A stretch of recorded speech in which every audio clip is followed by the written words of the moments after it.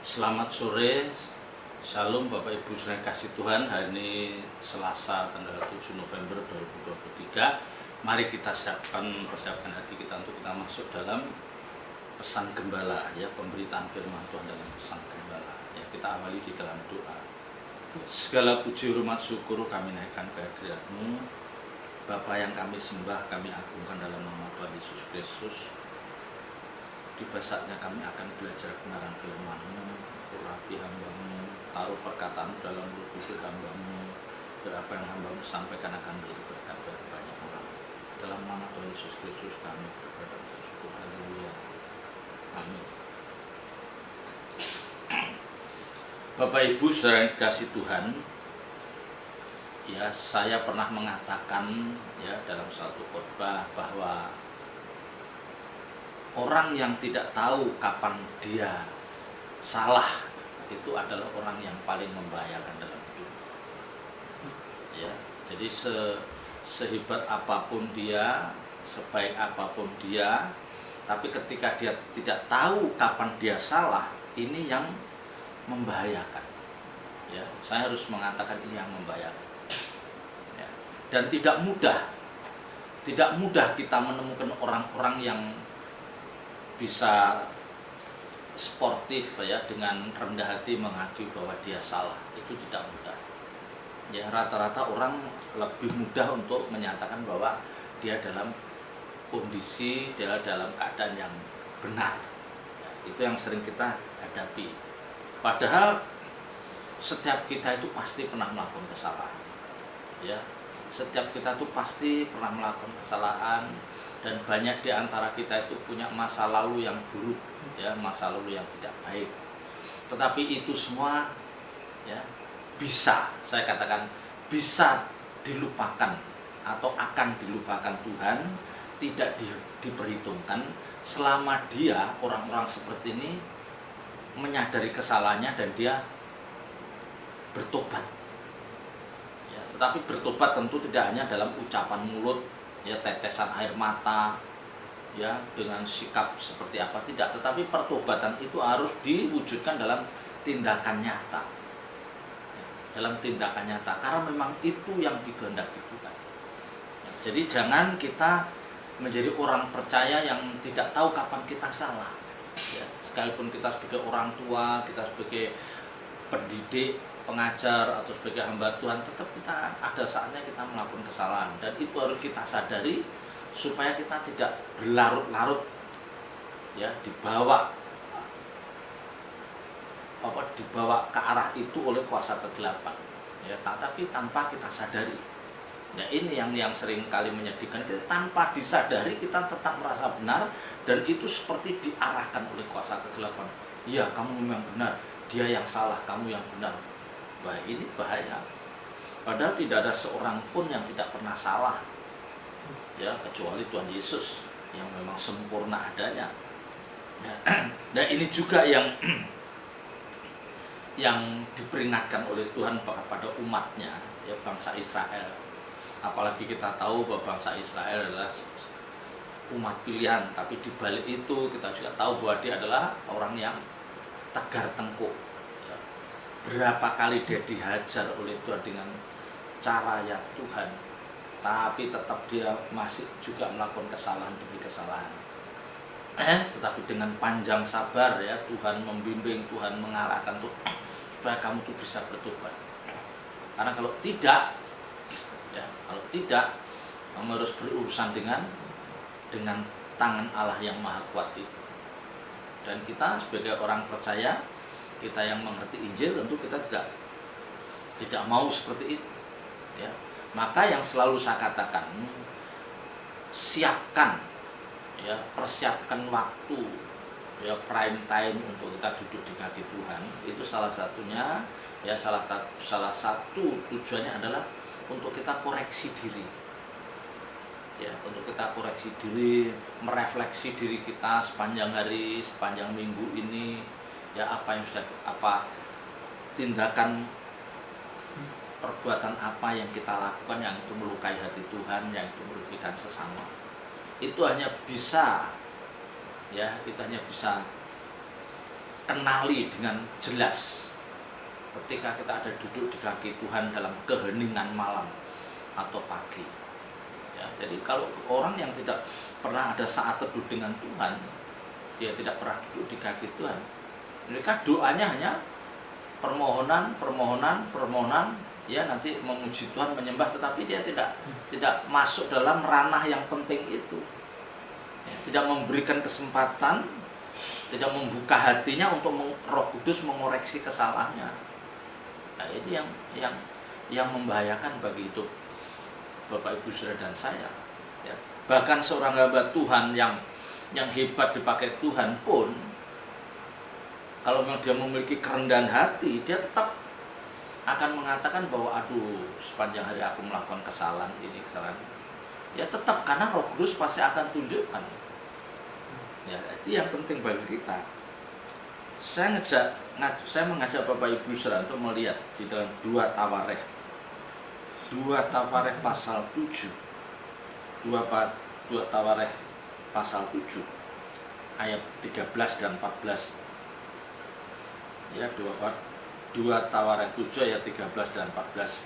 Bila mana aku menutup langit sehingga tidak ada hujan, dan bila mana aku menyuruh belalang memakan habis hasil bumi, dan bila mana aku melepaskan penyakit sampar di antara umatku, dan umatku yang atasnya namaku disebut merendahkan diri, berdoa dan mencari wajahku, lalu berbalik dari jalan-jalannya yang jahat, maka aku akan mendengar dari surga dan mengampuni dosa mereka serta memulihkan negeri mereka.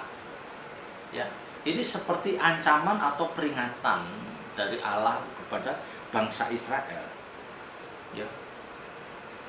Karena kesalahanmu, karena tegar tengkukmu yang mengikuti jalanmu, yang itu adalah jalan ilah-ilah yang kamu hadirkan dalam hidupmu, yang kamu sembah, yang itu bukan Elohim Yahweh, maka Allah pun bisa menutup langit sehingga tidak ada hujan. Ya, ketika Allah menyuruh belalang memakan habis hasil bumi, dan bila mana aku melepaskan penyakit sampar di antara umatku.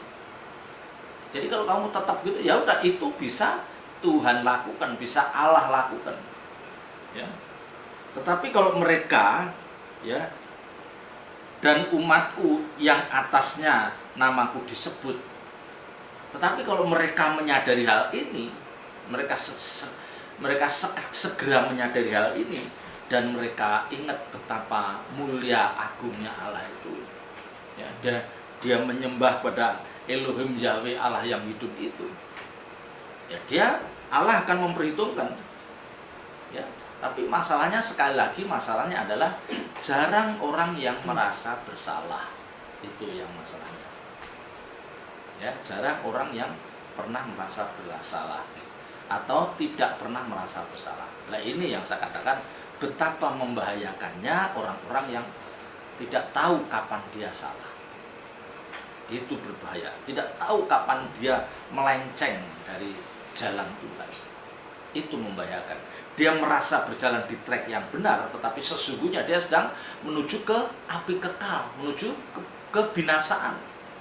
Ya, karena tegar tengkuknya itu. Ya, karena ada perasaan yang merasa hebat.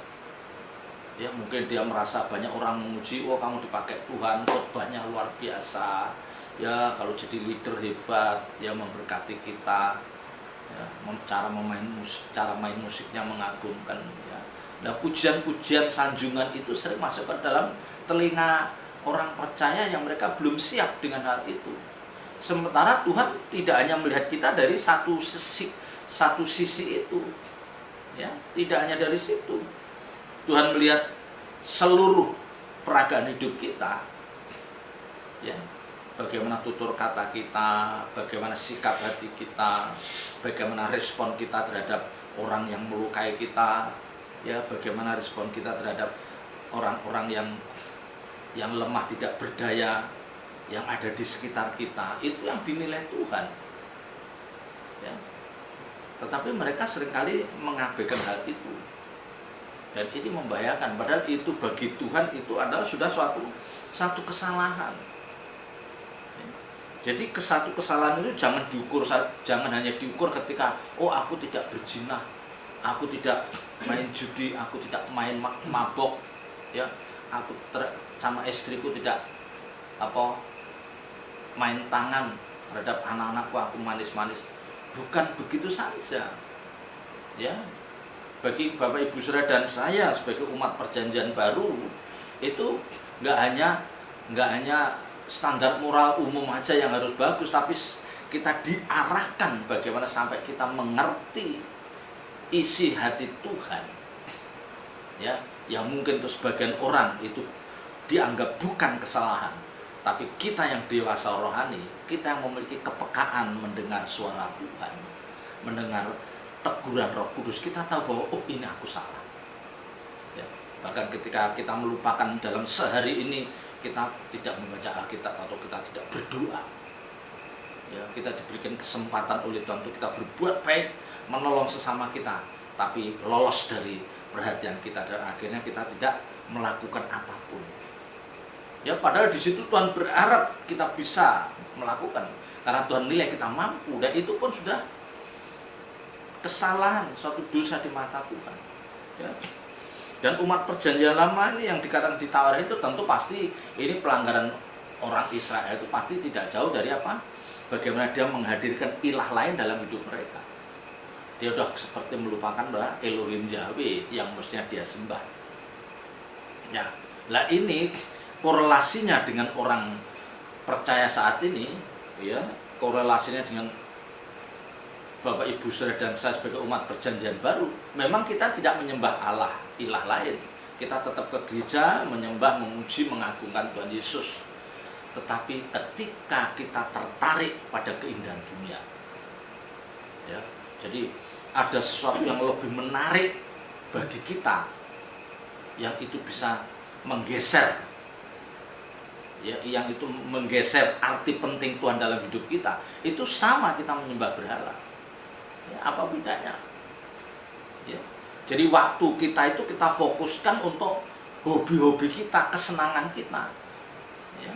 Kita benar-benar mencari kepuasan jiwa dari sesuatu yang jasmani, ya, bisa beli ini, bisa beli itu, barang-barang yang bermerek, bisa pergi ke tempat yang sangat fantastik, ya, tempat rekreasi yang sangat indah, bisa menikmati makanan yang sangat enak dan sangat mahal, dan itu menyukakan kita. Kita ada kepuasan di situ. Itu tidak bedanya dengan penyembahan berhala, ya. Ya, sama dengan umat Israel yang menghadirkan ilah lain. Karena apa? Pada dasarnya apa?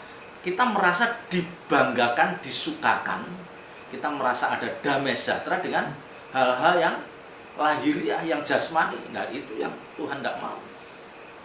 Ya, kalau kita tidak cepat sadar hal itu, kita bisa terseret terus, dan pada titik tertentu kita tidak bisa balik, karena jiwa kita udah seperti tersandera. Ya, jadi kita kalau nggak pergi ke sana makan ini, kita kayak edik, kayak ketagihan.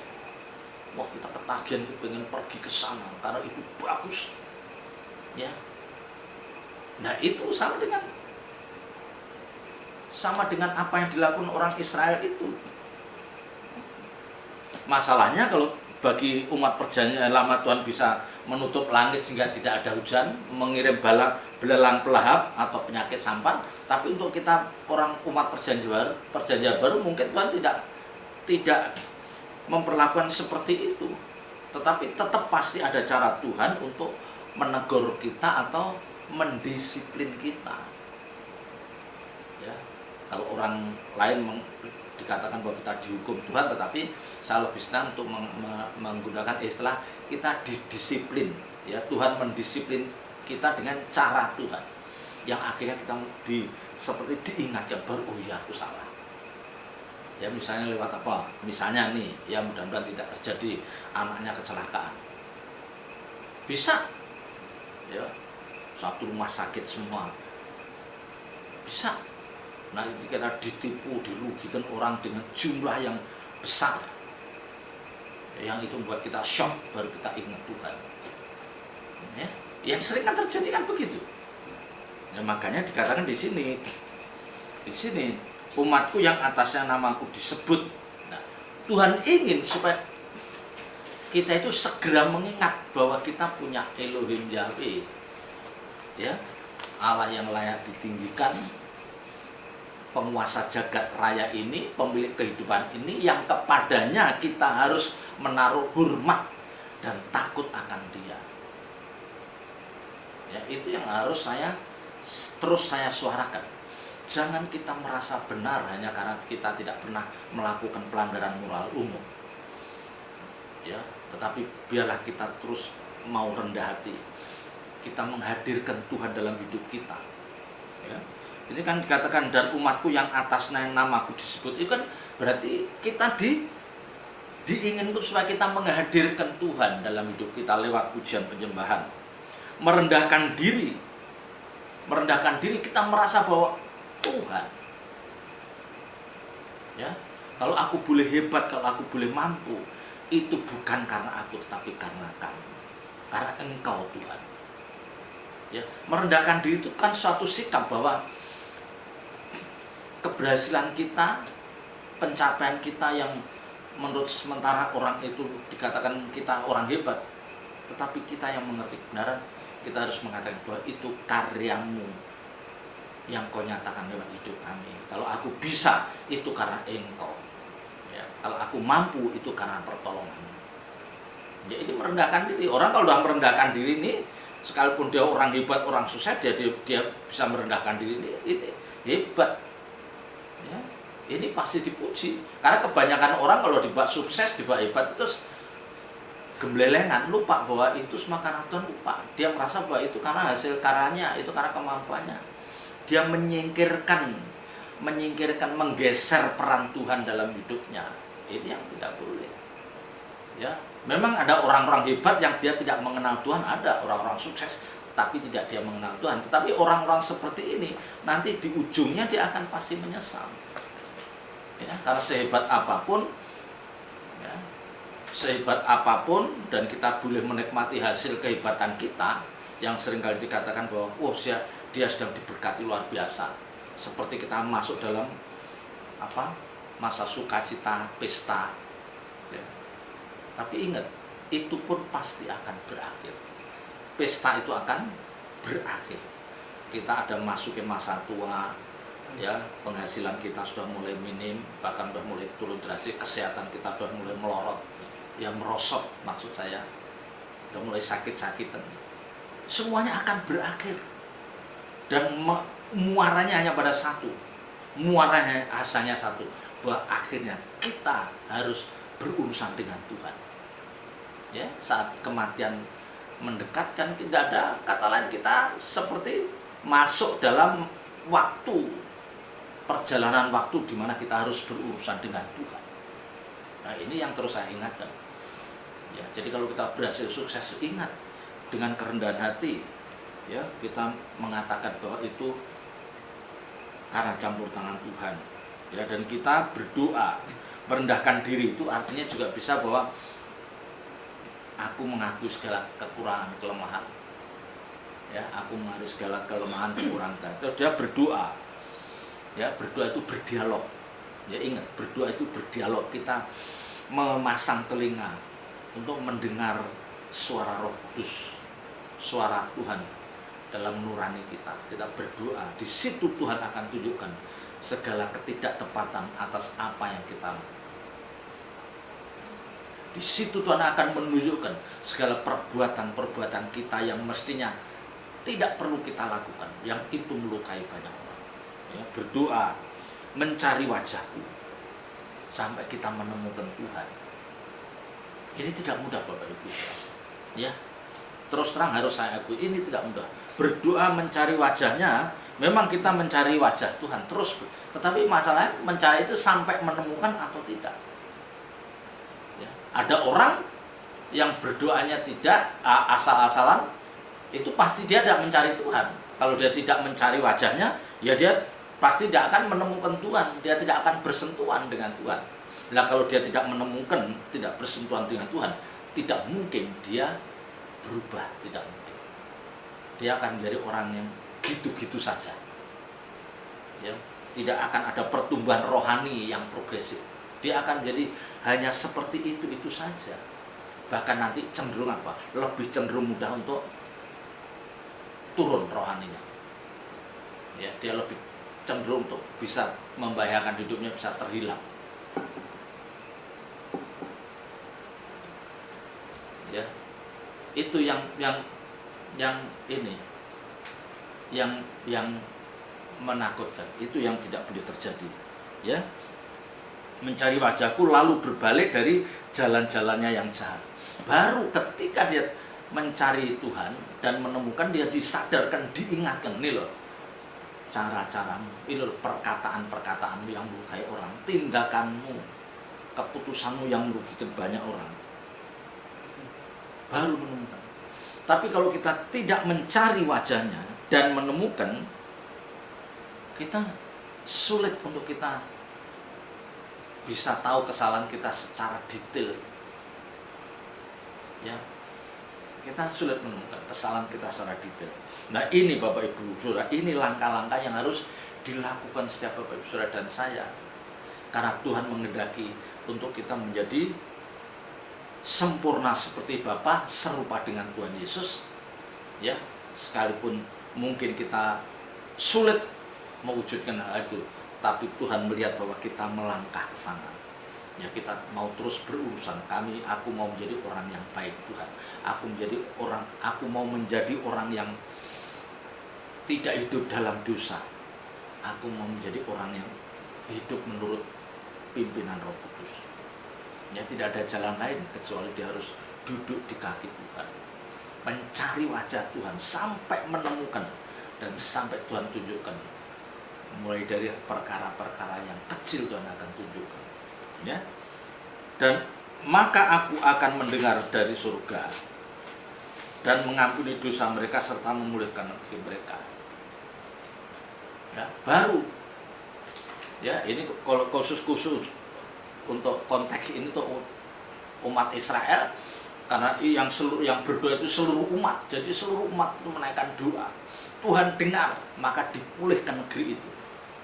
Ya, Tuhan tidak hadirkan belalang pelahap, Tuhan tidak hadirkan sampar ayam, Tuhan tidak tutup langit untuk menurunkan hujan. Jadi semuanya akhirnya dipulihkan. Ya, itu konteks saat itu untuk umat perjanjian sampai seperti itu. Tapi untuk kita umat perjanjian lama dipulihkan. Ya, aku akan mendengar dari surga dan mengampuni dosa mereka serta memulihkan negeri mereka. Ya, kita diampuni dan memulihkan. Kalau Tuhan memulihkan kita itu artinya apa? Hubungan kita dengan Tuhan makin diperbarui. Jadi yang dulu kita agak ogah-ogahan berdoa, ogah-ogahan menjaga Alkitab, membaca Alkitab, tapi ketika kita mencari wajah Tuhan dan menemukan, maka Roh Kudus akan tunjukkan dan kita menjadi orang-orang yang, ya, doa itu bukan kewajiban, tetapi kebutuhan. Ya, sampai orang itu berdoa menjadi kebutuhan. Aku duduk di kaki Tuhan itu bukan kewajiban, tetapi itu kebutuhanku. Ya, mencari wajah Tuhan, menemukan wajah Tuhan itu kebutuhanku, itu hasrat jiwa.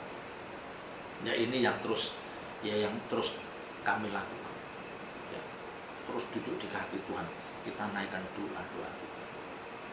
Ya, dan ini memang disinilah Bapak Ibu kunci bagi orang percaya yang hidupnya akan dibawa naik oleh Tuhan. Orang-orang seperti ini yang dia akan mengalami progresivitas, pertumbuhan, kedewasaan rohani yang signifikan. Ya, Bapak Ibu boleh ke gereja puluhan tahun bahkan jadi pembicara, tetapi kalau kita tidak pernah duduk di kaki Tuhan dan kita tidak pernah menemukan bersentuhan dengan Tuhan, maka kecil kemungkinan Tuhan akan merubah hidup kita. Tidak. Orang-orang yang berubah secara signifikan dari karakternya, dari tabiatnya, itu pasti orang-orang yang telah bertemu dengan Tuhan. Bertemu dengan Tuhan. Dan di situ Roh Kudus berbicara. Tuhan akan terus, ya, menyatakan kasih-Nya. Ini orang-orang yang menghormati aku, yang memerlukan aku. Ya, ini sulit tetapi harus kita kerjakan. Biar rohani kita makin bertumbuh dan kita menjadi dewasa rohani yang bisa berjalan bersama Tuhan. Selamat berjuang, Tuhan Yesus memberkati. Mari kita berdoa. Bapa di surga, kami menyerahkan umat-Mu Tuhan, kiranya Engkau menerangkan firman-Mu dalam setiap hati kami umat-Mu yang mendengarnya dan menjadi berkat bagi mereka. Dalam nama Tuhan Yesus Kristus kami berdoa. Haleluya. Amin.